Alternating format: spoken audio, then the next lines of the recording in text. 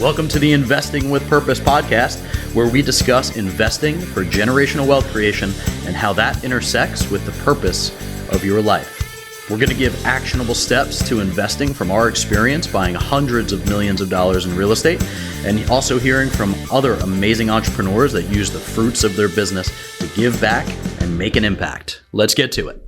Welcome back to the Investing with Purpose podcast. I'm your host, Stephen Libman. Today, we're going to get a little philosophical, as we usually do when we start talking about purpose, because I think a lot of us kind of struggle with this question. I know that I did for years and sometimes still do. What is the purpose of my life, of being in general? And these existential questions tend to either be completely ignored or we focus on them for a long time with not very many satisfying answers. So just going to give you a little bit of my own testimony in terms of how I was searching and looking for purpose, and then what happened in my life to find it, and then now how we continue to live that out through our business by giving back and helping others and just loving on people. So when I was in college, I was very much searching for, and I think a lot of college students do, look for truth, look for understanding, look for a way to create an impact in the world and create their mark. And I tried a bunch of different things. And typically, I think purpose is tied to spirituality and religion a lot because it is an existential kind of spiritual endeavor. And, your pursuit can be work. That's great. But I find that at the end of life, a lot of people are left wanting if they're just looking at work. And if your work is great and your marriage is awful, then who cares, right? So what is your purpose and how do you go about finding that? And for me, I went to what I would now refer to as kind of the spiritual buffet, right? Which is, I'll take a little bit of this religion, a little bit of that religion, a little bit of New Age, a little bit of universalism, and whatever kind of fit my life and lifestyle at the time is what I wanted to continue to pursue. Finally, when I started dating my wife, Grace, she has two pastor parents. And when we started dating, one of the requisites was we go to church on Sundays. And I wasn't raised in the church. I didn't go to church a lot as a kid. I went sometimes, but it wasn't a huge part of my life. So I kind of relented and said, okay, well, I want to date you, so I'll be at church on Sunday. And started going and listening to her parents preach, and Walt was a fantastic preacher and teacher, and he was a Jersey City teacher for years, and then became a pastor and held on to that teaching gift that he had. And as an intellectual, I sat underneath that teaching, and I was really intrigued by it. It made me do more research. It made me do some more soul searching. Because the things that I had found in college, all of those different spiritual buffet type things, left me wanting. It still left me kind of empty. I wasn't fully, I liked what I was finding, but it still, at the end of the day, was kind of empty. And so through his preaching and through my relationships with them and with Grace, I ended up accepting Christ as my Lord and Savior. And this is not kind of a hey, go get yourself saved type of podcast right now. I just want to talk about where my purpose came from. And that's what really led me to thinking about purpose long term, because the Bible is very clear as to what our purpose in life should be. In both Old and New Testaments, men were looking to discover purpose.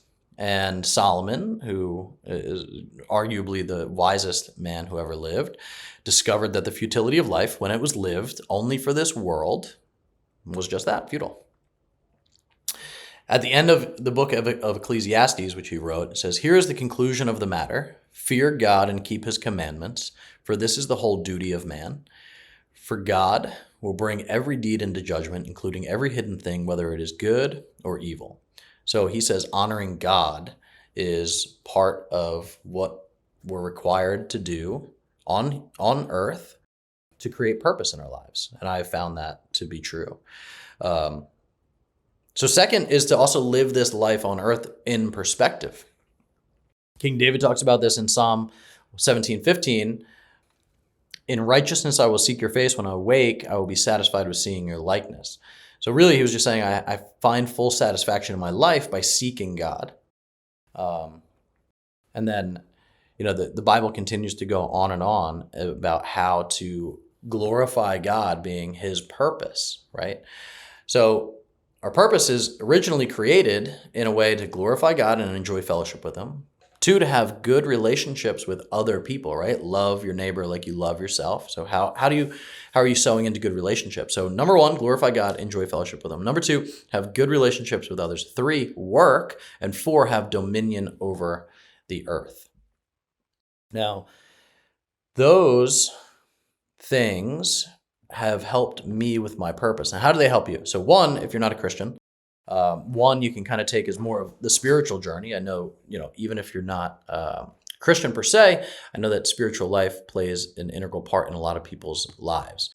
So number 1 is kind of your spiritual life. Number 2 is having good relationships with others. So I don't know about you guys, but I struggle with this sometimes because typically of my own brokenness, right? Where have I been wronged in the past? Where do I hold bitterness? Where do I have a problem forgiving other people? Where am I just more self-centered than I should be and not worrying about how other people are being taken into account? So what am I doing in my relationships? And this is everything from your spouse to your kids to your coworkers. Like, what are you doing to sow into those relationships intentionally? And how do you live a purposeful, intentional life with your relationships? I always love the exercise of kind of to write your own eulogy, right? What do you want people to say about you at the end of your life? And most of the time we spend so much time not worrying about relationships that, I'm always curious how many people will show up at your funeral. What will they say? Will they say that you were a great business person? Is that enough? Is that what you want? It's not for me. Number 3 is work. So what I like about the fact that work is a part of you, it's because the creator of the universe started working, right? He formed the earth. He formed you. So when we were in the garden, Adam was told, take dominion of the land, meaning, go and work and multiply and put your hands in the dirt and actually create stuff, right? Have a relationship with your work. And I think that that's where we find our purpose in terms of the job. And how does that relate to whether it's your calling in life or if you're supposed to be doing this type of thing is kind of a journey that we've all gone on. And it's, am I satisfied with my journey? Am I satisfied with my job? And I'm a big proponent of, you only get one life. If you're not happy at work, go find something else to do. And I know that sounds like a very almost privileged aspect of life to look at because, well, Stephen, I have bills to pay, right? I can't just go quit my job and go start a business. And, there's part of that that's true. There's another part of that is fear keeping you exactly where you are right now.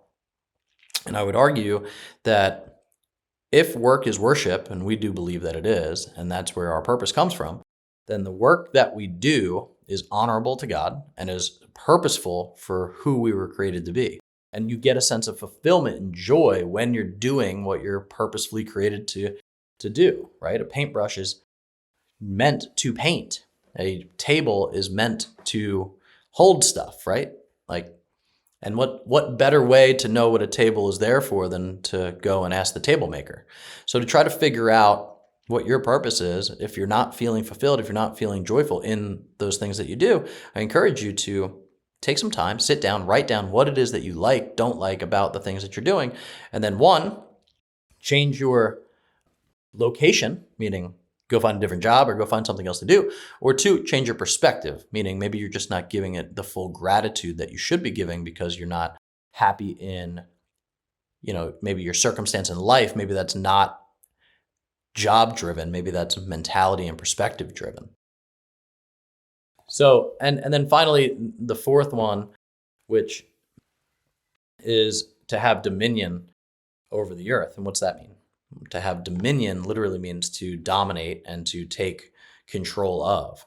And here on earth, I think that there's a lot of pressures railing against people where they feel like they're being dominated. And that's not the call in our lives. Our call is to be great at our work, to create great relationships, to have a relationship with the Creator, and then to take dominion over our earth. Now think about that even in context of take dominion over your life, right? In what way are you taking dominion over your life? Do you have a growth-oriented mindset? Are you reading books? Are you listening to this podcast right now? Are you creating a list of things that you would like to accomplish? Are you creating space in your life where you can just sit and think? What are you doing to grow, right? What are you doing to grow your relationships? What are you doing to take dominion over your life? Meaning you don't get to be the victim anymore, but now you go out and you have control over your own life and over its own outcomes and over its own circumstances, because that changes everything. When you get to start thinking about, okay, what is my purpose? How does it intertwine with all these other aspects of my life? Then you become really fulfilled. So that's the philosophical perspective on it. Now, how does that intertwine with what we're doing in our businesses? For me, it's simple. All four of those things are honored through our giving and through our impact and through our purposeful donor advised fund. And that really keeps things in perspective for all of us, for everybody on the team, for all of our spouses. Like, they know exactly what we're working for and what the purpose of the business is. And yeah, of course, we create great returns for investors, but we're also out there to make an impact. And we're also out there to help impact some change and create some catalyst for benefit for other people. And the Bible says it's better to give than to receive, and you won't know that until you go and abundantly give and really try to impact somebody else's life that's positive. You have to start with you, of course. You have to start the business. You have to be profitable. You have to do those things. But giving isn't just money, right? It can be time, talent, and treasure. So maybe you can just go have lunch with somebody. Maybe you could teach somebody a skill that you know that they don't.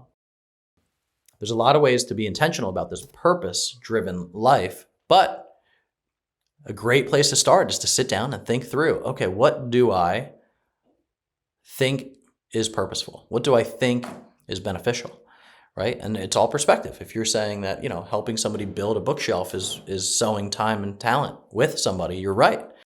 If you think writing a check to dig a well in Africa or save girls from sex trafficking, you're right. So it's really digging into what your why is. And this goes back to something that we talked about weeks ago, which is core values. What are your core values? How does it intertwine with your life? And how does it intertwine with your family's life?